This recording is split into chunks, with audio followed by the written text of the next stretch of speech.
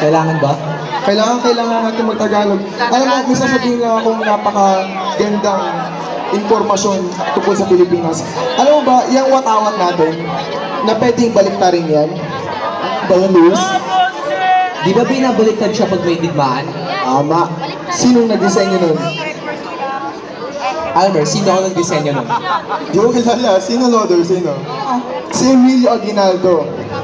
Minsan ang ginamit yung ang pula ay nasa ibabaw.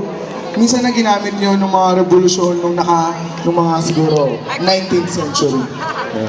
Kayo ba, may alam kayo tungkol sa Pilipinas? Panigurado, meron. Kaya ay nasa kaso.